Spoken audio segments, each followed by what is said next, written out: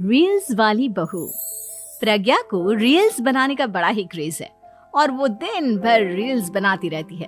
खाते पीते घूमते फिरते घर में कॉलेज में रील्स बनाने के कारण प्रज्ञा पूरे कॉलेज में हाईलाइटेड है। जहां उसकी रील्स सभी को पसंद आते हैं, वहीं मनीषा चिंता में डूबी रहती है। एक रोज जब खाते हुए प्रज्ञा रील्स बना रही होती है, तब मनीषा कहती है, 1 मिनट भी चैन नहीं है इस लड़की को।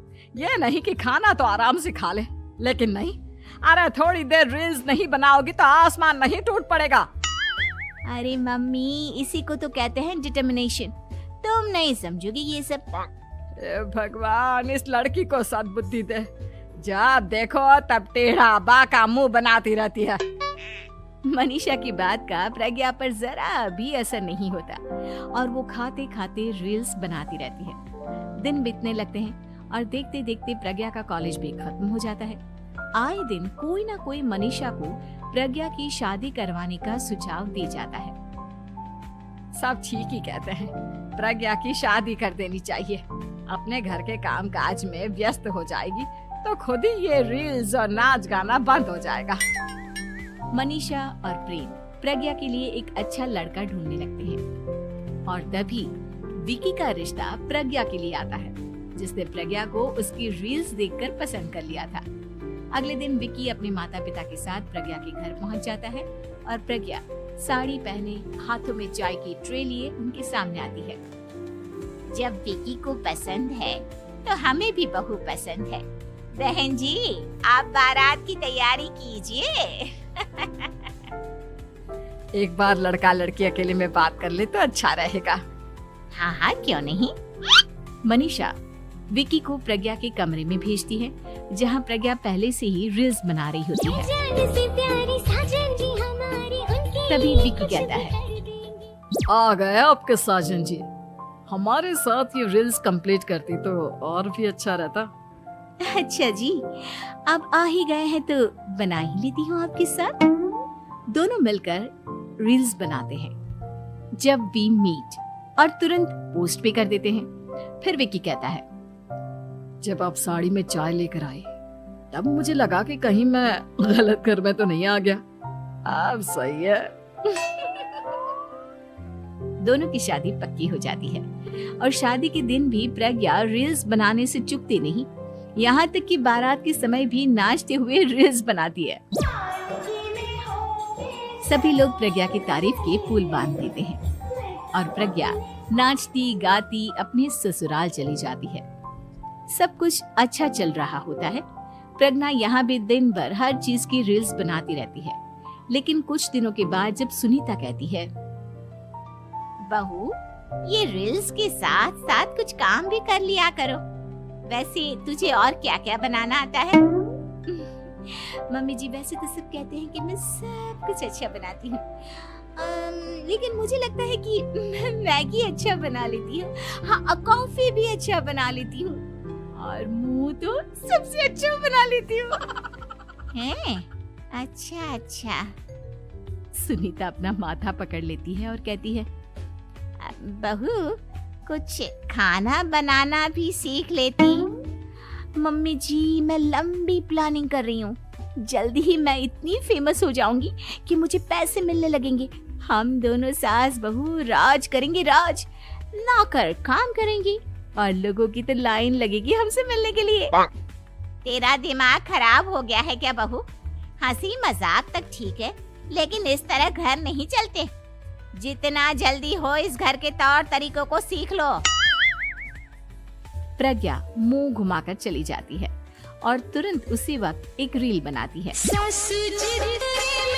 ये देख सुनीता का गुस्सा 7वें आसमान पर चला जाता है और विकी के घर आती ही सुनीता उसे सब कुछ बताती है। विकी भी अब प्रज्ञा की इन हरकतों से परेशान हो जाता है। तुम टेंशन मत लो मम्मा, मैं देख लूंगा। विकी कमरे में जाता है तो देखता है कि प्रज्ञा रील्स बना रही है।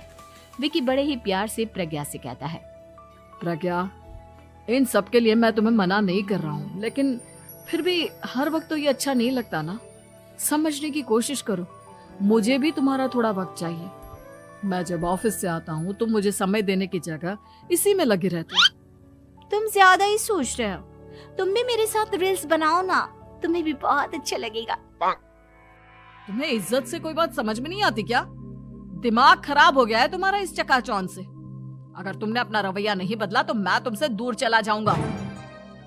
तुम ही रिश्ता लेकर आए थे, मुझे लड़कों की कमी नहीं थी और ना आज है। विकी दरवाजा पटककर चला जाता है। धीरे धीरे विकी प्रज्ञा से दूर होता जाता है।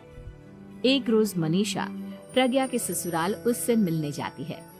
तब सुनीता उससे कहती है, बहन जी, अब आई हैं तो कुछ दिन यहाँ रहकर जाइएगा, आप ही का घर है।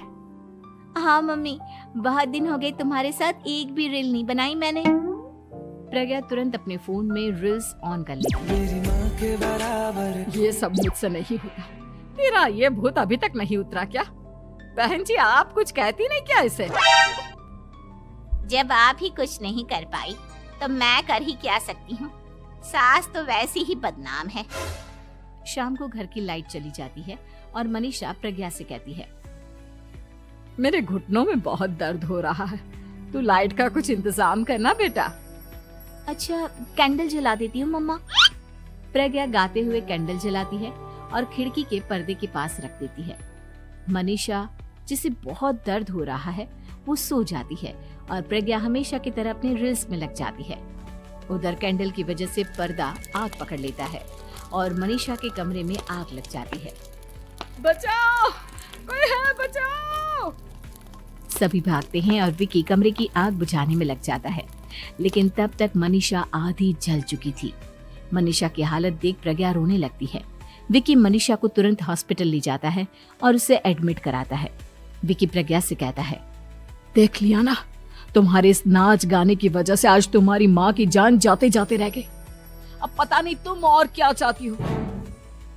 उधर डॉक्टर कहते हैं, इनकी हालत बहुत नाजुक है, आधे से ज्यादा जल चुकी है। प्रज्ञा रोती हुई मंदिर में जाती है और भगवान के आगे जाकर कहती है, भगवान, मेरी माँ को ठीक कर दो। मैं कसम खाती हूँ, हाथ से ये रील्स बनाना छोड़ दूंगी।